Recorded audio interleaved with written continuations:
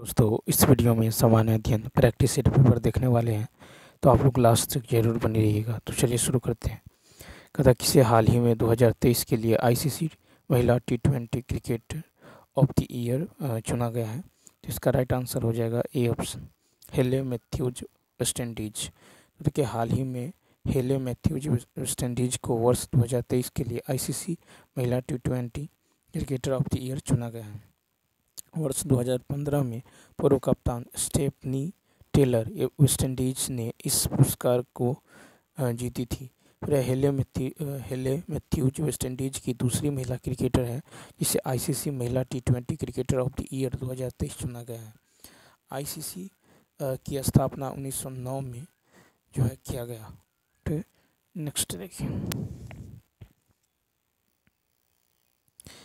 Next question है कि मुंबई में संपन्न मिस वर्ल्ड 2024 का ताज किसके सिर पर सजा? तो सी ऑप्शन यानी मिसेज चेक क्रिस्टीना पिस्कोवा।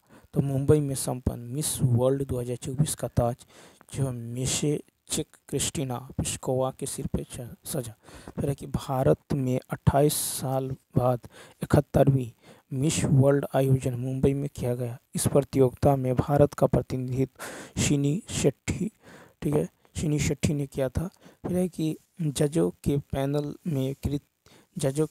में कृति शेनन और पूजा हेगड़े तथा कार्यक्रम की सह मेजबानी पूर्व मिस वर्ल्ड मेगन यंग और भारतीय फिल्म निर्देशक करण जौहर ने किया है। इस कार्यक्रम में भारतीय गायक शान, नेहा कक्कर और टोनी कक्कर ने प्रस्तुत की है। मिस वर्ल्ड 2024 में लेबनान की यास्मीना जाइटोन ने जो है सिर्फ फर्स्ट रनर अप का ताज जो पहनाया गया। नेक्स्ट है आईपीएफ द्वारा क्लीन एनर्जी इन्वेस्टर फोरम का आयोजन जो है किस देश में किया जाएगा? तो बी ऑप्शन। तो देखिए आईपीईएफ द्वारा क्लीन एनर्जी इन्वेस्टर फोरम का आयोजन सिंगापुर देश में किया जाएगा। समृद्धि के लिए भारत प्रशांत आर्थिक ढांचा सिंगापुर में स्वच्छ अर्थव्यवस्था निर्देशक फोरम का आयोजन 6 जून 2024 को किया गया। आईपीईएफ फोरम का उद्देश्य बुनियादी ढांचे, जलवायु प्रौद्योगिकी, नवीकरणीय ऊर्जा आदि परियोजनाओं में निवेश और तकनीकी की विकास को बढ़ाना है। फिर है कि भारत ने विदेशी सिटवे बंदरगाह को संचालित करने का अधिकार हासिल किया। यह किस देश में है? 34 का होगा ए। तो देखिए भारत ने विदेशी जो सिटवे बंदरगाह को संचालित करने का अधिकार हासिल किया है। यह म्यांमार देश में स्थित है।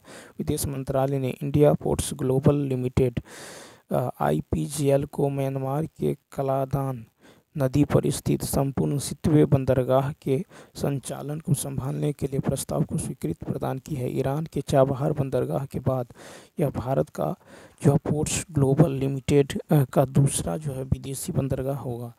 आईपीजीएल बंदरगाह जो है जहाजरानी और जलमार्ग मंत्रालय के 100% स्वामित्व वाली कंपनी है। म्यांमार के राखीन राज्य में स्थित सिटवे बंदरगाह Kaladan multi modal transit transport project का एक जो है महत्वपूर्ण घटक है। 9 मई 2023 को औपचारिक रूप से इस परियोजना का उद्घाटन हुआ है। इसमें जो है मिजोरम, त्रिपुरा राज्य और श्यामा प्रसाद मुखर्जी पोर्ट के बीच कनेक्टिविटी में बहुत वृद्धि हुआ है। गंगा डेल्टा के सदाबहार वन क्षेत्र को क्या कहते हैं? 35 का होगा सी, सुंदरवन। तो गंगा डेल्टा के सदाबहार वन क्षेत्र को सुंदरवन कहते हैं। भारत वन स्थिति रिपोर्ट 2021 के अनुसार भारत में 4,992 वर्ग किलोमीटर मैंग्रोव वन है, जो देश में कुल भौगोलिक क्षेत्रफल का 0.15% है। मैंग्रोव वन भारत में सुंदरवन क्षेत्र, गुजरात के कच्छ क्षेत्र और अंडमान निकोबार द्वीप समूह प्रमुख क्षेत्र है। सुंदरवन में विश्व के सबसे बड़े मैंग्रोव वन है जो बंगाल की खाड़ी में गंगा, ब्रह्मपुत्र और मेघना नदियों के डेल्टा पर स्थित है। सुंदरवन का 40% भाग भारत में और शेष बांग्लादेश में स्थित है। सुंदरवन को वर्ष 1987 और 1997 भारत और 1997 बांग्लादेश में यूनेस्को के विश्व धरोहर स्थल घोषित किया गया। उसके बाद है कि जनवरी 2019 में रामसर कन्वेंशन के तहत जो है भारत के सुंदरवन वेटलैंड को अंतर्राष्ट्रीय महत्व की वेटलैंड के रूप में मान्यता दी गई। कहता बिहार की कौन सी नदी अपना मार्ग परिवर्तित करने के लिए जानी जाती है? B option Kosi. तो कोसी नदी अपना मार्ग परिवर्तित करने के लिए जानी जाती है। यह नदी हिमालय की चोटियों से लाई हुई सिल्ट अपने मुहाने पर जमा करके बार बार मार्ग परिवर्तित करती रहती हैं, जिससे प्रत्येक वर्ष जो है उत्तरी बिहार बाढ़ की चपेट में आता रहता है। इसी कारण कोसी नदी को बिहार का शोक कहते हैं। यह नदी नेपाल की राजधानी काठमांडू और काठमांडू के उत्तर पूर्व स्थित जो है गोसाईधाम से निकलती है और कटिहार के काढ़ागोला के समीप जो है कुर्शिला में गंगा नदी में मिल जाती है। कोसी नदी को नेपाल में सप्तकोशी के नाम से जाना जाता है, क्योंकि यह हिमालय से निकलने वाली 7 धाराओं इंद्रावती, अरुणकोशी, ताम्रकोशी, शून्यकोशी, तुमुरकोशी, दूधकोशी और जो लिशुकोशी से मिलकर बनी है। कोसी नदी की लंबाई लगभग 720 किलोमीटर है। कोसी नदी का प्राचीन नाम कोशकी नदी है। कहता वृक्ष की जड़ों को मृदा से पानी कैसे मिलता है? तो केशिका जल। तो देखिए, वृक्ष की जड़ों को मृदा से पानी केशिका जल से मिलता है। केशिका जल मिट्टी के पानी का वह एक रूप है जो केशिका क्रिया द्वारा मिट्टी में संग्रहित कर रखा जाता है। इसका दाब वायुमंडलीय दबाव से कम होता है। कहता हाइग्रोस्कोपिक पानी। तो मिट्टी के पानी का एक रूप है जो न केवल छिद्रों में बल्कि मिट्टी के कण की सतह पर भी मौजूद होता है। हाइग्रोस्कोपिक का मतलब है हवा से नमी सोखने की प्रवृत्ति। मिट्टी में मौजूद कुछ जल मिट्टी के कणों के चारों ओर एक बहुत पतली और मजबूत जो फिल्म बनाता है। इसे हाइग्रोस्कोपिक जो है जल कहते हैं। फिर है कि चिकनी मिट्टी में सर्वाधिक केशिकत्व होता है, उसके बाद दोमट मिट्टी और फिर अंत में रेतीली मिट्टी होती है। केशिकत्व वह प्राथमिक बल है जो मिट्टी में पानी को बनाए रखने के साथ साथ उसकी गति को विनियमित करने में भी सक्षम बनाता है। नेक्स्ट है कहता विषुवतीय व्यास ध्रुवीय व्यास से कितना अधिक है? बी। तो 43 किलोमीटर। विषुवतीय व्यास ध्रुवीय व्यास से 43 किलोमीटर अधिक है। पृथ्वी का विषुवतीय व्यास 12,756.77 किलोमीटर है। वहीं ध्रुवीय व्यास 12,714 किलोमीटर है।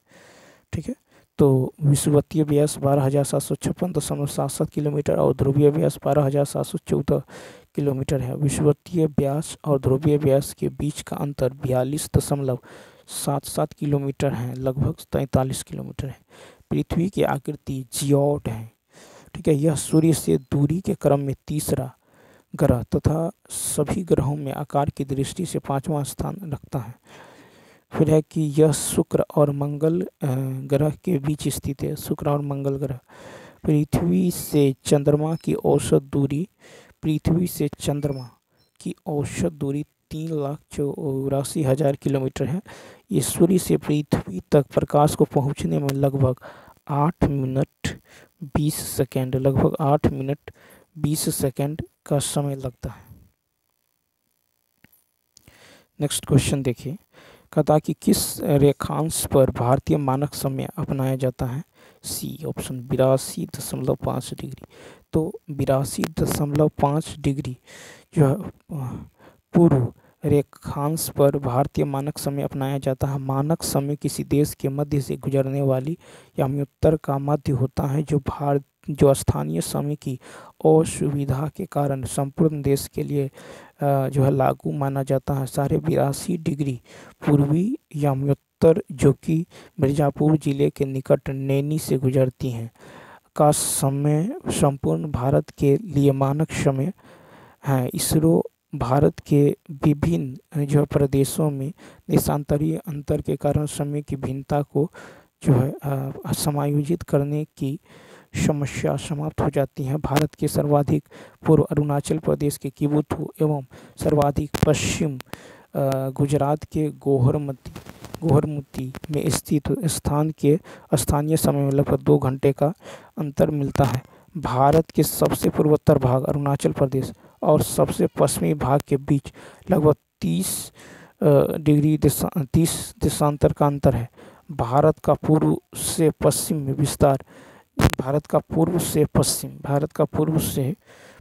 विस्तार जो है 2933 यानी 2933 किलोमीटर एवं उत्तर से दक्षिण का विस्तार है 3214 किलोमीटर यानी 3214 किलोमीटर। भारत का अक्षांशीय विस्तार 8 डिग्री 4 मिनट नॉर्थ से 37 डिग्री 6 मिनट नॉर्थ तक और देशांतरीय विस्तार 68 डिग्री 7 मिनट ईस्ट से 97 डिग्री 25 मिनट जो है ईस्ट तक है। फिर भारत उत्तरी गोलार्ध में स्थित है। भारत एशिया के दक्षिण भाग में स्थित है। भारत में हरित क्रांति का श्रेय बी ऑप्शन। तो भारत में हरित क्रांति का श्रेय डॉक्टर एम.एस. स्वामीनाथन को जाता है। Doctor MS. स्वामीनाथन को भारत में गेहूं की उच्च उपज देने वाली किस्मों को विकसित करने और उसके प्रयोग द्वारा उत्पादकता बढ़ाने में उनके नेतृत्व और सफलता के लिए भारतीय हरित क्रांति के जनक के रूप में जाना जाता है। भारत में हरित क्रांति की पद्धति 3 मुख्य बिंदुओं पर केंद्रित है। एक तो उन्नत आनुवंशिक वाले बीजों और दूसरा है मौजूदा कृषि भूमि पर जो है दोहरी फसल उगाना। फिर है कि कृषि क्षेत्रों का निरंतर विस्तार। हरित क्रांति से होने वाले प्रमुख लाभ: कृषि उत्पादन में वृद्धि, किसानों की समृद्धि, खदानों के आवास में कमी। उसके बाद है पूंजीवादी खेती। फिर है कि लाभ को कुछ अंश और वापस लगाना, कृषि से औद्योगिक विकास और ग्रामीण रोजगार का एवं सृजन। हरित क्रांति के दौरान उच्च उपज देने वाली मुख्य रूप से 5 फसलों पर ध्यान केंद्रित किया गया है, जिसमें गेहूं, चावल, ज्वार, मक्का और बाजरा है। कहता है कि दुर्गेश पटेल को गुलाबी क्रांति का जनक माना जाता है। नॉर्मन अर्नेस्ट बोरलॉग दुनिया में हरित क्रांति के जनक हैं। नॉर्मन अर्नेस्ट बोरलॉग दुनिया में हरित क्रांति के जनक हैं। ये जो है एक अमेरिकी कृषि वैज्ञानिक और मानवतावादी थे। कहता नॉर्मन अर्नेस्ट बोरलॉग को कुछ लोग आधुनिक कृषि का जनक मानते हैं। फिर है कि भारत की ऊंची पर्वत श्रेणी। तो K2 भारत की सबसे ऊंची पर्वत श्रेणी K2 है। K2 या गॉडविन ऑस्टिन 8611 मीटर काराकोरम श्रेणी की सर्वोच्च चोटी है, जो भारत की सबसे ऊंची चोटी है। काराकोरम श्रेणी को उच्च एशिया की रीढ़ कहा जाता है, जो भारतीय भूभाग पाक अधिकृत कश्मीर में स्थित है। ट्रांस हिमालय जो महान हिमालय के उत्तर में स्थित है और इसके अंतर्गत काराकोरम, लद्दाख, जास्कर आदि पर्वत श्रेणियां आती हैं, जिनका निर्माण हिमालय से पहले हो चुका था, जो मुख्यतः पश्चिमी हिमालय क्षेत्र में मिलते हैं। हिमाद्री या बृहद हिमालय की सबसे ऊंची श्रेणी है। इस श्रेणी में जो है माउंट एवरेस्ट 8848.86 मीटर, फिर कंचनजंगा 8598 मीटर और नंगा पर्वत 8126 मीटर, नंदा देवी 7816 मीटर और कामेत 7756 मीटर एवं नामचा बरवा 7782 मीटर आदि कुछ महत्वपूर्ण शिखर हैं। कहता है कि भारतीय उपमहाद्वीप पूर्व में मूलतः एक भाग था। तो C ऑप्शन गोंडवाना लैंड का। तो भारतीय उपमहाद्वीप पूर्व में मूलतः गोंडवाना लैंड का एक भाग था। ठीक है, देखिए इस प्रश्न के जो है इंग्लिश वर्जन में बीपीएससी ने इंडियन कॉन्टिनेंट दिया है, जबकि इंडियन सब कॉन्टिनेंट होना चाहिए। इस कारण बीपीएससी ने इसको जो है तो इसका राइट आंसर क्या होगा? C ऑप्शन यानी गोंडवाना लैंड हो जाएगा। ठीक है, गोंडवाना में अंटार्कटिका, दक्षिण अमेरिका और अफ्रीका जो मेडागास्कर और ऑस्ट्रेलियाई महाद्वीप सहित अरब के महाद्वीप और भारतीय उपमहाद्वीप सहित जो आज के दक्षिणी गोलार्ध के अधिकांश भूमि क्षेत्र शामिल थे। भारत में प्री कैम्ब्रियन काल में अरावली पर्वत एवं धारवाड़ क्रम की चट्टानों का निर्माण हुआ है। भारत में विंध्याचल पर्वतमाला का निर्माण कैम्ब्रियन कल्प में हुआ है। गोंडवाना क्रम की चट्टानों का निर्माण जो है कार्बोनिफेरस कल्प में हुआ है। भारत के पठारी भाग में क्रीटेशियस काल में जो है ज्वालामुखी लावा का दरारी उद्भेदन हुआ, जिससे दक्कन ट्रैप एवं काली मिट्टी का निर्माण हुआ है। ओलिगोशीन काल में बृहद हिमालय की उत्पत्ति हुई है। मायोशीन काल में जो है मध्य या लघु हिमालय की उत्पत्ति हुई है। शिवालिका एवं उत्तरी भारत के विशाल मैदान का आविर्भाव जो है प्लायोशीन काल में हुआ है। हिमालय पर्वत के स्थान पर टेथिस सागर स्थित है। हिमालय पर्वत विश्व के नवीनतम मुर्दार पर्वत में एक माना जाता है। हिमालय पर्वतमाला में विश्व के अधिकांश उच्चतम चोटियां अवस्थित। कहता है बिहार में 1857 की क्रांति को किसने नेतृत्व दिया था? कुंवर सिंह। तो बिहार में 1857 की क्रांति को कुंवर सिंह ने नेतृत्व दिया था। 1857 के विद्रोह का प्रारंभ 11 मई 1857 को मेरठ छावनी से हुआ। बिहार में 12 जून 1857 को देवघर जिला के रोहिणी गांव में सैनिकों के साथ संघर्ष द्वारा जो है सैनिक विद्रोह प्रारंभ हुआ। बिहार के जगदीशपुर में विद्रोह कुंवर सिंह ने, जबकि 25 जुलाई 1857 को दानापुर छावनी के विद्रोही सैनिकों ने आकर बाबू कुंवर सिंह से मिलकर नेतृत्व स्वीकार कर लिया।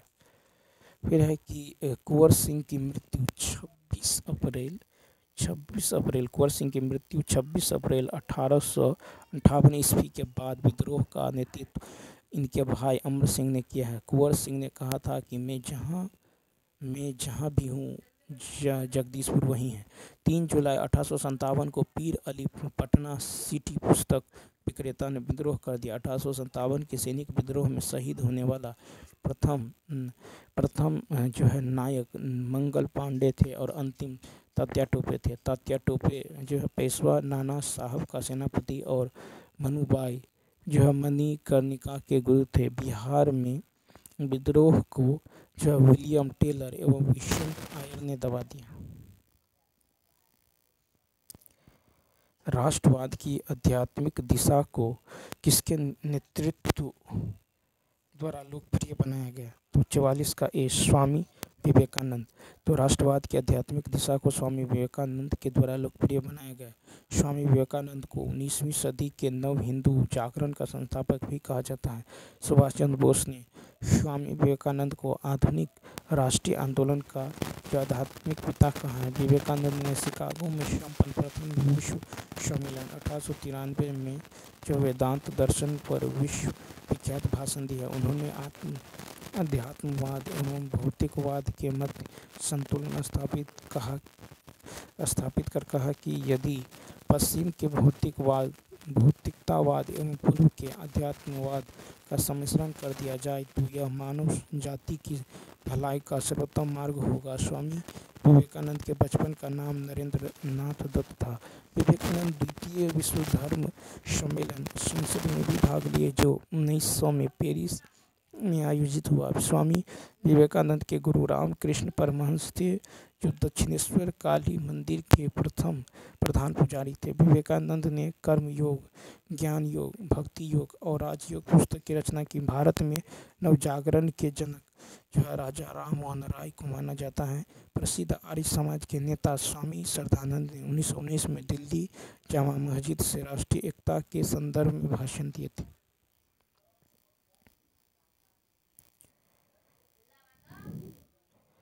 भारत के स्वतंत्रता आंदोलन के दौरान गहन राष्ट्रवादी विचारों को किस समाचार पत्र के द्वारा प्रचारित किया जाता था? 45 का बी यानी अमृत बाजार पत्रिका। भारत के स्वतंत्रता आंदोलन के दौरान गहन राष्ट्रवादी विचारों को अमृत बाजार पत्रिका समाचार पत्र के द्वारा प्रचारित किया गया था। अमृत बाजार पत्रिका वर्ष 1868 ईस्वी में दो भाइयों शिशिर कुमार घोष और मोतीलाल घोष द्वारा शुरू की गई थी। अमृत बाजार पत्रिका देशी भाषा समाचार पत्र अधिनियम वर्नाक्यूलर प्रेस एक्ट 1878 से बचने हेतु रातों रात अंग्रेजी समाचार पत्र में बदल गई थी। वर्नाक्यूलर प्रेस एक्ट के अधीन सोम प्रकाश, भारतमिहिर, ढाका प्रकाश, सहचर तथा अनेक प्रकार के समाचार पत्रों के विरुद्ध मामले दर्ज किए गए। लॉर्ड रिपन ने 1882 में वर्नाक्यूलर प्रेस एक्ट को रद्द कर दिया। फिर है कि 15 जनवरी 1875 को स्टेट्समैन पत्रिका की शुरुआत जो है रॉबर्ट नाइट ने की। फिर है कि वर्ष 1865 में पायनियर की स्थापना इलाहाबाद में एक अंग्रेज जॉर्ज एलन ने की थी। 1918 में अहमदाबाद के मिल मजदूरों और मिल मालिकों और मजदूरों के मध्य विवाद में किसने हस्तक्षेप किया था? 46 का बी, महात्मा गांधी। तो 1918 में अहमदाबाद के मिल मालिकों और मजदूरों के मध्य विवाद में महात्मा गांधी ने हस्तक्षेप किया था। मार्च 1918 को अहमदाबाद मिल मजदूरों के द्वारा किए गए आंदोलन महात्मा गांधी का प्रथम भूखा जो है हड़ताल आंदोलन था। यह आंदोलन मिल मालिकों एवं मजदूरों के बीच प्लेग बोनस को लेकर हुआ था। वस्तुतः प्लेग का प्रकोप खत्म होने के बाद मिल मालिक जो है इसे समाप्त करना चाहते थे, जबकि प्रथम विश्व युद्ध के कारण बढ़ी महंगाई के चलते मजदूर इसे बरकरार रखना चाहते थे। मिल मालिकों ने 20% बोनस देने की घोषणा की और यह भी कहा कि स्वीकार नहीं करेगा उसे नौकरी से निकाल दिया जाएगा। गांधी जी इससे जो है क्षुब्ध हुए और मजदूरों को हड़ताल पर जाने को कहा तथा पूरे मामले को जो है न्यायाधिकरण को सौंप दिया। उसने भी 35% बोनस देने को कहा। इस पूरे आंदोलन में जो है अम्बा लाल साराभाई की बहन अनुसुईया बेन गांधी जी की मुख्य सहयोगी रहीं। बिहार के किस वामपंथी नेता ने बिहार प्रांतीय किसान सभा को लोकप्रिय बनाया था? तो 47 का होगा सी, कार्यानंद शर्मा। तो दिए गए विकल्पों के अनुसार बिहार के वामपंथी नेता कार्यानंद शर्मा ने बिहार प्रांतीय किसान सभा को लोकप्रिय बनाया था। 1929 में बिहार प्रांतीय किसान सभा की स्थापना स्वामी सहजानंद सरस्वती की अध्यक्षता में हुई थी। यह किसान सभा के संगठन को बिहार के गांवों में लोकप्रिय बनाने में स्वामी सहजानंद सरस्वती को कार्यानंद शर्मा, राहुल संकृत्यायन, पंचानन शर्मा और जो है यदुनंदन शर्मा जैसे बहुत से वामपंथी नेताओं का सहयोग मिला। बिहार प्रांतीय किसान सभा जो है स्थापना और प्रथम सम्मेलन 1929 में स्वामी सहजानंद सरस्वती की अध्यक्षता में सोनपुर में, दूसरा सम्मेलन 1934 में पुरुषोत्तम दास टंडन की अध्यक्षता में गया में तथा तीसरा सम्मेलन 1935 में हाजीपुर में सहजानंद सरस्वती की अध्यक्षता में संपन्न हुआ। किसान सभा द्वारा जमींदारी उन्मूलन का प्रस्ताव पारित किया गया था। मोकामा के क्षेत्र बरहिया टाल क्षेत्रों के किसानों द्वारा जमींदारी उन्मूलन की मांग को लेकर बर्खास्त आंदोलन 1937-39 में शुरू किया गया, जिसमें कार्यानंद शर्मा ने महत्वपूर्ण भूमिका निभाया। 1936 में अखिल भारतीय किसान सभा का गठन लखनऊ में हुआ था, जिसके अध्यक्ष स्वामी सहजानंद सरस्वती तथा महासचिव जो है प्रो एन.जी. रंगा को बनाया गया था। यह है कि मुद्दी मैन कमेटी की जो है कमेटी को किसकी कार्य प्रणाली पर रिपोर्ट देने के लिए नियुक्त किया गया था? उसी द्वैत प्रणाली। तो मुद्दी मैन कमेटी को द्वैत कार्य प्रणाली पर रिपोर्ट देने के लिए नियुक्त किया गया था। वर्ष 1924-25 में इस समिति का नेतृत्व पर सर अलेक्जेंडर मुद्दी-मैन ने किया था। इसका गठन भारत की प्रशासनिक विकास और द्वैत शासन के मुद्दे पर चर्चा किया था। इस समिति के मुख्य सदस्य सर अलेक्जेंडर मुद्दी-मैन और सर जो है शिव स्वामी Iyer, doctor R.P. Paranjape, sir तेज बहादुर सप्रू, अली मोहम्मद अली जिन्ना और विजय चंद्र महापात्र। भारत में वह महान एकता करता था जिसने केवल दूसरों को सहिष्णु ही नहीं बनाया, अपितु उनकी अपने मित्रों और साथियों में आपसी जिम्मेदारी के साथ भी स्वीकार करवाया था। यह किसने कहा था? तो ई ऑप्शन। तो देखिए, तो भारत में महान जो है भारत में महान एकता करता था, जिसने केवल दूसरों को सहिष्णु ही नहीं बनाया अपितु अपने मित्रों और साथियों में आपसी जिम्मेदारी के साथ भी स्वीकार करवाया। यह कथन जो है उपयुक्त में से किसी का नहीं है, बल्कि बाल गंगाधर तिलक का कथन है कि यदि अस्पृश्यता को भगवान मानते हैं तो मैं भगवान को नहीं मानूंगा। बाल गंगाधर तिलक भारत के अखिल भारतीय स्तर के प्रमुख नेता थे। राजनीतिक कारणों से जो है पत्रकारिता के कारण जेल जाने वाले प्रथम भारत के नेता बाल गंगाधर तिलक थे और दूसरे एन बनर्जी थे।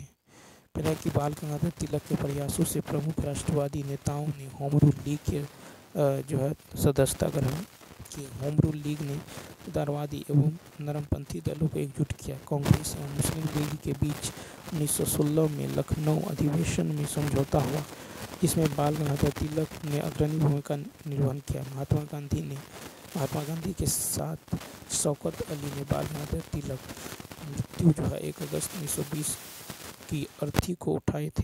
फिर गांधी जी ने डॉक्टर राजेंद्र प्रसाद को अजात शत्रु, इसका कोई दुश्मन नहीं था, की उपाधि दी। नेक्स्ट है कि देश के बाहर स्वतंत्र भारत की अस्थायी सरकार को संगठित करने में कौन आगे बढ़ा? तो डी ऑप्शन। तो देखिए, देश के बाहर स्वतंत्र भारत की अस्थायी सरकार को संगठित करने में राजा महेंद्र प्रताप और सुभाष चंद्र बोस दोनों आगे बढ़े। प्रथम विश्व युद्ध के दौरान जो है काबुल अफगानिस्तान में राजा महेंद्र प्रताप के नेतृत्व में 1 दिसंबर 1915 में एक अस्थायी सरकार का गठन किया गया और बरकतुल्लाह इसके प्रधानमंत्री नियुक्त हुए तथा इस पार्टी के अध्यक्ष सोहन सिंह थे। इसे रूस और जर्मनी ने मान्यता भी दी थी। फिर है कि 21 अक्टूबर 1943 को सुभाष चंद्र बोस ने सिंगापुर में स्वतंत्र भारत की अस्थायी सरकार की स्थापना की। फिर है कि जर्मनी, जापान एवं उनके समर्थक देशों ने इस सरकार को मान्यता भी दी। फिर है कि 1942 के भारत छोड़ो आंदोलन के दौरान बलिया, तमलुक, तलचर और सतारा में समानांतर सरकार अस्थायी सरकार बनाई गई थी। कहा कि एक खिलाड़ी किसी वृत्ताकार पथ में 7 पूरे चक्कर लगाकर इतना मीटर की दूरी पूरी करती है। वृत्ताकार पथ की त्रिज्या तो यहाँ पे हो जाएगा 7, ठीक है, इंटू 2πr बराबर कितना है दूरी? तो 22, ठीक, यानी ये हो जाएगा आपको 14 पाई का मान 22/7 इंटू r बराबर 2200। यहाँ से ये कट जाएगा, इधर बचेगा 100, ये 2 से 7 दूनी और 2 से 50, यानी r का मान कितना हो गया? तो ए ऑप्शन। नेक्स्ट क्वेश्चन देखिए, यदि किसी बेलनाकार टैंक की धारिता दे दिया गया है, धारिता और उसके आधार की व्यास दे दिया गया, तो रेडियस कितना होगा? 7, ठीक है, रेडियस हो जाएगा 7।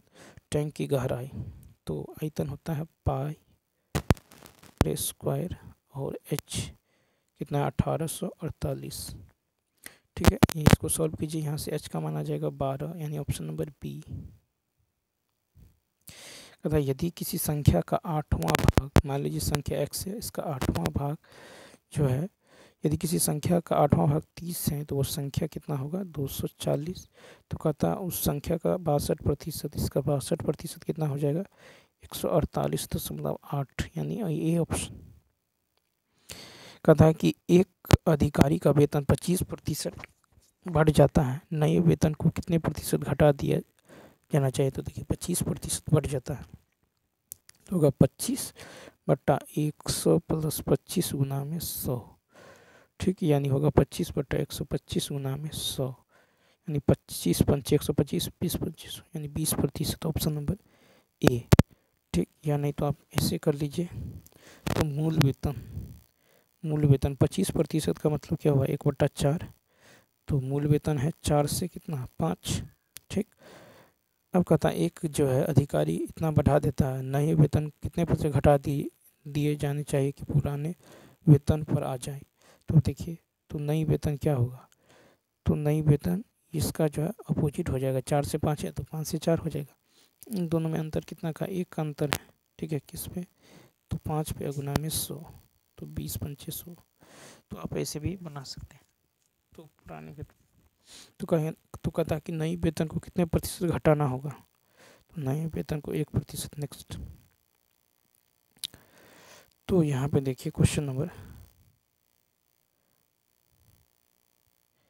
55 यदि आप देखें तो कहता इतना को किस संख्या से विभाजित किया जाए कि भागफल इतना हो। तो यहाँ पे देखिए तो -2/3 के पावर -3। ठीक, अब कहता है इसको किस संख्या से विभाजित किया जाए, तो उसमें भाग दे दीजिए 4/9 के पावर -2 से। ठीक है, तो ये हो जाएगा आपको कितना, तो यहाँ पे यदि आप ध्यान दें तो 3/-3/2 के पावर +3 और 9/4 के पावर +2, 22/8 और गुना भाग को गुना में चेंज कीजिएगा तो ये हो जाएगा 16/81, यानी -2/3। ऑप्शन नंबर हो जाएगा बी। देखिए x + 1/x यदि इतना है तो x के पावर 4, तो सबसे पहले आप क्या कीजिए, x² + 1/x² निकालिएगा तो 5 का स्क्वायर -2 कितना होगा, 23। फिर x के पावर 4 + 1/x के पावर 4 निकालिएगा तो होगा 23 का स्क्वायर -2, यानी ये 527 हो जाएगा, यानी ऑप्शन नंबर बी। कहता एक थैले में 5, 2 तथा 1 के सिक्का का अनुपात इतना है, सभी सिक्कों का मूल्य इतना रुपया, थैले में 2 रुपये के सिक्कों की संख्या।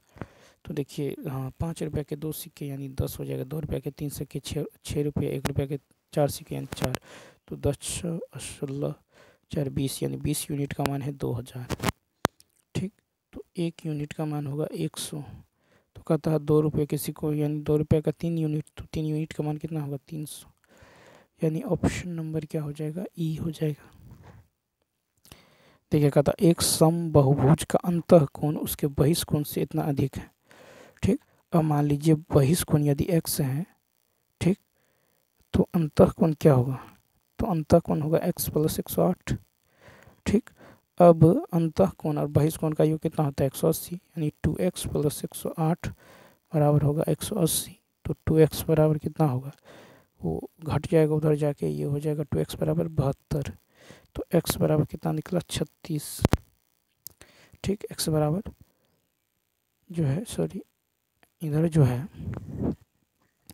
x बराबर निकल गया 36। अब देखिए समबहुभुज में भुजाओं की संख्या, तो बहिष्कोण होता है 360/36, कट के कितना होगा, 10।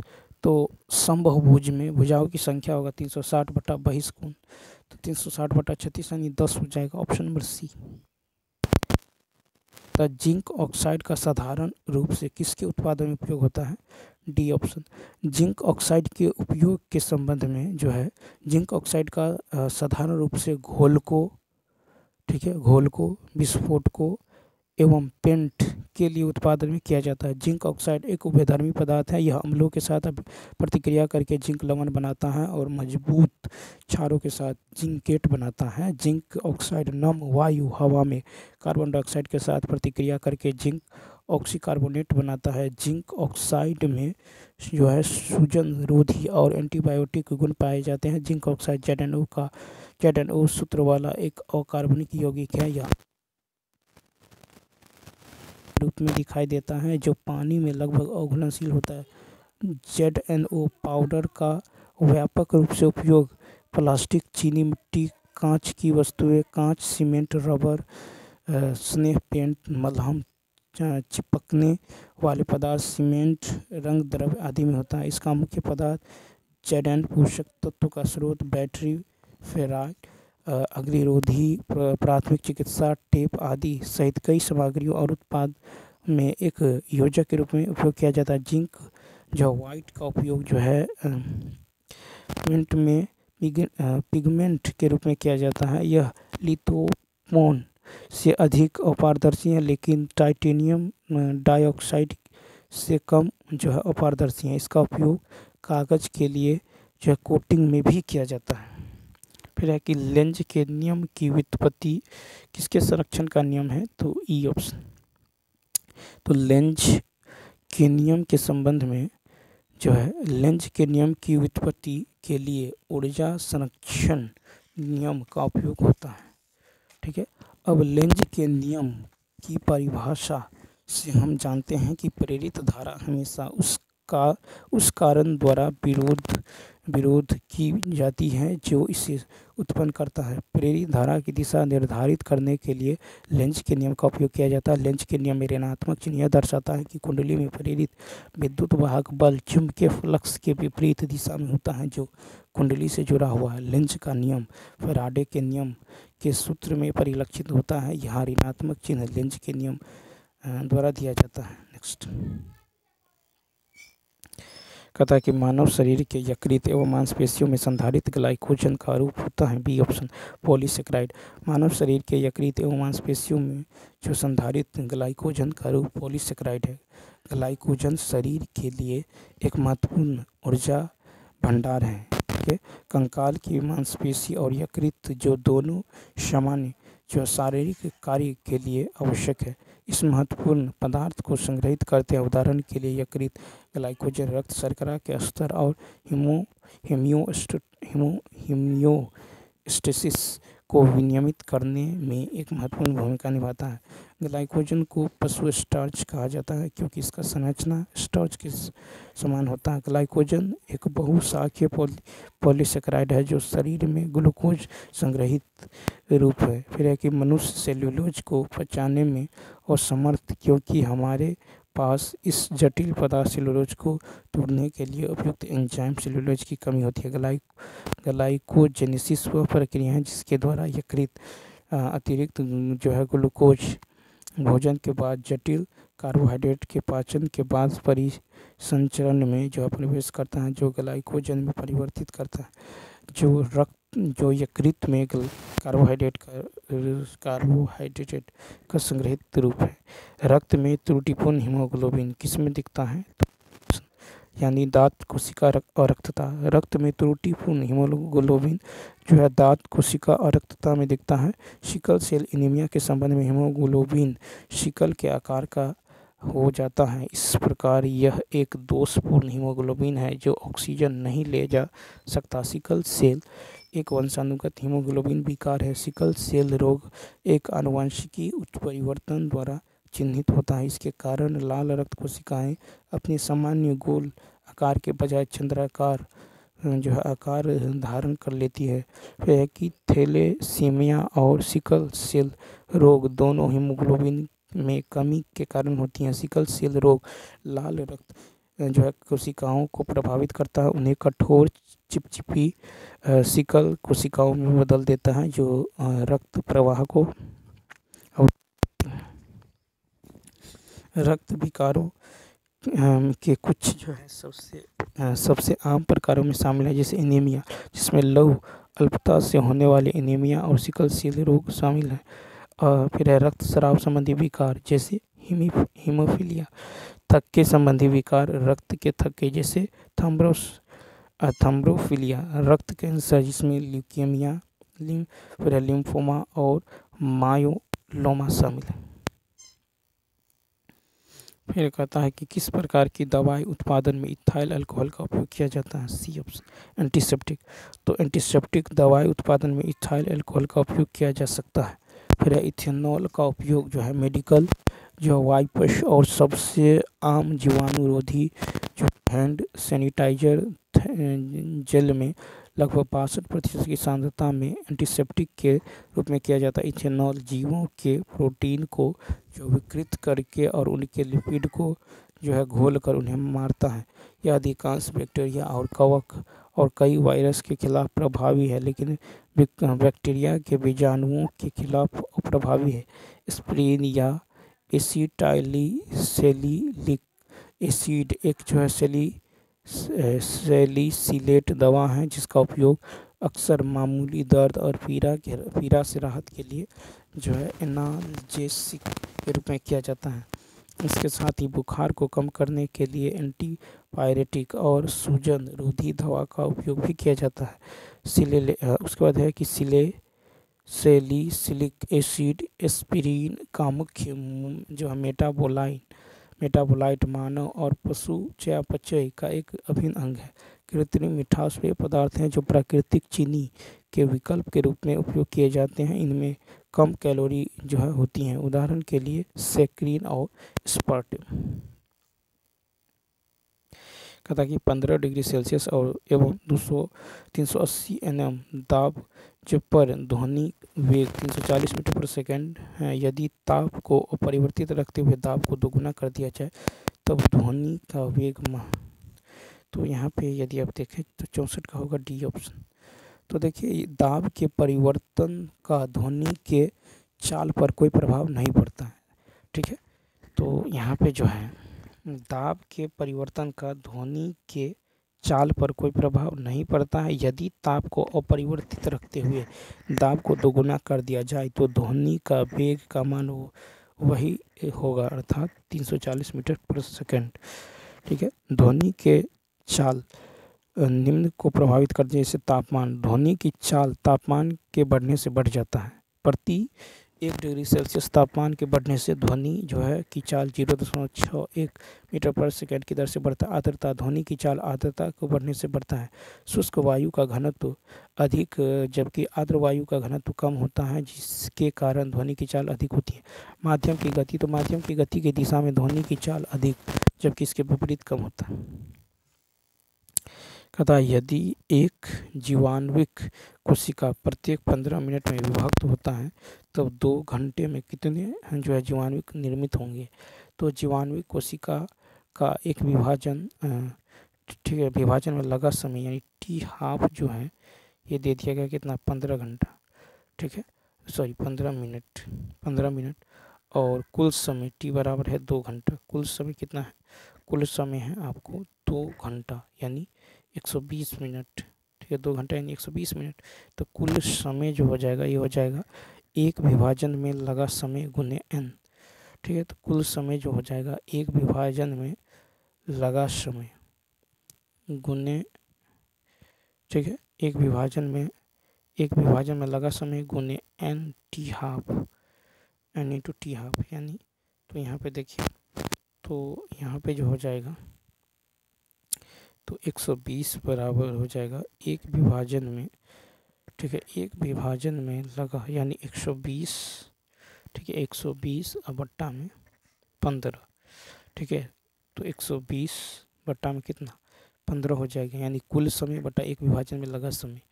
तो 15 8 120 यानी कितना हो जाएगा, option number C, option number रुक जाए, यहाँ पे कितना निकल गया 8, ठीक। अब देखिए तो कुल जीवाणुविक संख्या जो होगा 2 के पावर n हो जाएगा यानी 2 के पावर 8, ठीक है, 2 के पावर कितना हो जाएगा 8 यानी ये हो जाएगा 256। तो ऑप्शन नंबर डी हो जाएगा, ठीक। नेक्स्ट कहता कि पौधों एवं पशु कोशिकाओं में अंतर किस रचना से स्पष्ट होता है। ए कोशिका भित्ति, पौधों एवं पशु कोशिकाओं में अंतर कोशिका भित्ति संरचना से स्पष्ट होता है। पादप कोशिका और पशु कोशिका के बीच अंतर, जैसे पादप कोशिका एक कठोर जो कोशिका भित्ति से घिरी होती है। जंतु कोशिका, किसी प्राणी कोशिका में कोशिका भित्ति नहीं होती। फिर है तो कोशिका भित्ति जो है किसी प्राणी कोशिका में नहीं होती है। फिर पादप कोशिका में एक बड़ी रिक्तिका उपस्थित देखी जाती है। पादप कोशिका की तुलना में जंतु कोशिकाओं में बहुत छोटी रिक्तिका देखी जाती है। फिर पादप कोशिका में यह आकार में बड़ा तथा आयताकार होता है, जंतु कोशिका यह आकार में छोटा तथा गोलाकार होता है। पादप कोशिकाओं में जो प्लास्टिड होते हैं, जंतु कोशिका में प्लास्टिड नहीं होते हैं। पादप कोशिका में सेंट्रोसोम अनुपस्थित होते हैं और जंतु कोशिका में सेंट्रोसोम होते हैं, ठीक है। जंतु कोशिका में सेंट्रोसोम होते हैं जबकि पादप कोशिका में सेंट्रोसोम नहीं होते हैं। पादप कोशिकाओं में पक्षमाभी यानी सिलिया नहीं होता है। पशु कोशिकाओं में पक्षमाभी सिलिया होता है। पादप कोशिका में लाइसोसोम बहुत दुर्लभ होते हैं, जंतु कोशिका में लाइसोसोम होते हैं। फिर है कि फोर्ब्स का हालिया रिपोर्ट के अनुसार दुनिया की सबसे मजबूत मुद्रा कौन सी है। तो बी कुवैती दिनार। तो कुवैती दिनार फोर्ब्स का हालिया रिपोर्ट के अनुसार दुनिया की सबसे मजबूत मुद्रा। एक कुवैती दिनार बराबर होता है 272.76 भारतीय रुपये। एक भारतीय रुपया 0.003 कुवैती दिनार के बराबर होता है। नेक्स्ट कहता पीएम नरेंद्र मोदी ने 8 जो है अमृत परियोजनाओं की शुरुआत जो है महाराष्ट्र के किस शहर से की है? तो 68 का ये सोलापुर। तो नरेंद्र मोदी ने 8 अमृत परियोजनाओं की शुरुआत महाराष्ट्र के सोलापुर शहर से की है। 19 जनवरी 2024 को प्रधानमंत्री मोदी ने महाराष्ट्र के सोलापुर में 2000 करोड़ लागत की 8 अमृत जो है अमृत परियोजनाओं की आधारशिला रखी। आईआईटी मद्रास ने मोबिलिटी सिमुलेशन लैब लॉन्च करने के लिए किसके साथ करार किया है? 69 का होगा सी, अल्टेयर। तो आईआईटी मद्रास ने मोबिलिटी सिमुलेशन लैब जो लॉन्च करने के लिए अल्टेयर के साथ करार किया है। आईआईटी मद्रास ने सिमुलेशन हाई जो परफॉर्मेंस कंप्यूटिंग और एआई में समाधान प्रदान करने वाली वैश्विक प्रौद्योगिकी कंपनी अमेरिका स्थित अल्टीमेयर के साथ मोबिलिटी सिमुलेशन लैब शुरू करने हेतु करार किया है। अकादमी पुरस्कार जो है 2024 ऑस्कर में सर्वश्रेष्ठ अभिनेता का पुरस्कार किसने जीता है? तो 70 का होगा बी ऑप्शन यानी सिलियन मर्फी। तो अकादमी पुरस्कार 2024 ऑस्कर में सर्वश्रेष्ठ अभिनेता का पुरस्कार सिलियन मर्फी ने जीता है। प्रथम ऑस्कर अवार्ड 16 मई 1929 ईस्वी में दिया गया था। 96 में अकादमी पुरस्कार 2024 ऑस्कर लॉस एंजल्स कैलिफोर्निया के डॉल्बी थिएटर में भी जो प्रस्तुत किए गए, जिसमें सर्वश्रेष्ठ फिल्म ओपेनहाइमर को, सर्वश्रेष्ठ निर्देशक क्रिस्टोफर नीलन को और सर्वश्रेष्ठ अभिनेता जो है सिलियन मर्फी, सर्वश्रेष्ठ अभिनेत्री एम्मा स्टोन। तो अभिनेत्री हो गया एम्मा स्टोन, अभिनेता हो गया सिलियन मर्फी और निर्देशक हो गया क्रिस्टोफर नोलन और सर्वश्रेष्ठ फिल्म हो गया ओपेनहाइमर। तो चलिए दोस्तों, इस वीडियो में इतना ही। यदि यह वीडियो अच्छा लगा हो तो लाइक शेयर और सब्सक्राइब करना ना भूलें। मिलते हैं नेक्स्ट वीडियो में, तब तक के लिए थैंक्स।